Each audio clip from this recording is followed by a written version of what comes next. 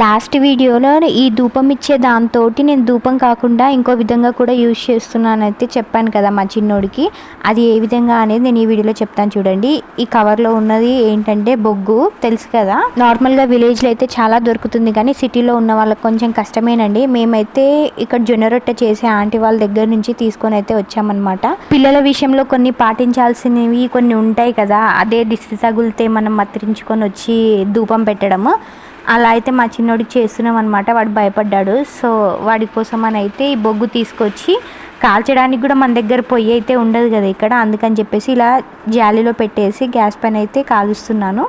అవి కొంచెం కాల్చినట్టు అయిపోయింది, అంటే మంచిగా కాలిన తర్వాతనే తీసేసి చెప్పాను కదా ధూపం పెట్టే దాంట్లో. నాకు ఇలా థాట్ అయితే రాలేదన్నమాట. నార్మల్గా అయితే నేను మా చిన్నోడికి ఒక గిన్నె కాల్చేసి దాంట్లో ఆ ధూపం ఉంటుంది కదా అది వేసేసి పెడుతుండే అనమాట. అట్లా ఇస్తున్నప్పుడు ఏంటంటే ఆ గిన్నె మొత్తం బ్లాక్ అయిపోతుంది. లాస్ట్లో మీకు పెడతాను నేను గిన్నె పెడితే ఎలా అయిందనేసి. నాకు ఈ ఐడియా మా మమ్మీ అయితే ఇచ్చిందనమాట.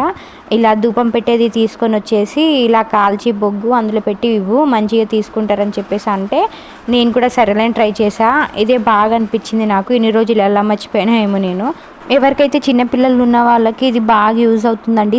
మెయిన్లీ సిటీలో ఉన్న వాళ్ళకైతే బాగా యూజ్ అవుతుందన్నమాట. ఇలా ట్రై చేయండి. అన్ని గిన్నెలు కర్ర చేసే బదులు ఇది బెటర్ ఆప్షన్. ఒకేలా మనం గిన్నె పైన కాల్చినా అది పోనే పోదు కదా, అసలు అతుక్కుంటుంది అనమాట. ఇదిగోండి ఇలా కాల్చిన బొగ్గుని ఇందులో పెట్టేసి అది తీసుకువెళ్ళి మనము తీసుకొచ్చిన ధూపంని అందులో వేసేస్తే అయిపోతుందన్నమాట. మా బుడ్డోడికి అయితే ఇది పెట్టినప్పుడల్లా అసలు దగ్గర ఉండడు, ఏడుస్తూ ఉంటాడు అనమాట. అదేంటో ఇచ్చేస్తుందని చెప్పేసి భయపడతాడు ఆ పొగని చూసి. సరే అని చెప్పేసి మేమే ఏదో అలా కూర్చోపెట్టి ఇస్తూ ఉంటాము. చూడండి ఇస్తుంటే వాడి ఎక్స్ప్రెషన్స్, అసలు పారిపోయేవాడు, ఏదోలా కూర్చోపెట్టేసామన్నమాట. మనకి ఇలా కాకుండా ఇంకో ప్రాసెస్ నార్మల్గా మనం చేసేదంటే పెంక పైన, రొట్టెలు చేసే పెంక పైన కాలుస్తారండి. ఒకవేళ దానిపైన కూడా కాల్చి పెట్టినా అది కర్రగా అయిపోతుంది, ప్లస్ దానిపైన అతుక్కుంటుంది, అసలు రాదు. అది రొట్టెలు చేసిన స్మెల్ అదే వస్తుంది. ఇదిగోండి గిన్నె ఇలా అయిపోయింది నాకు గిన్నెలో కాల్చడం వల్ల.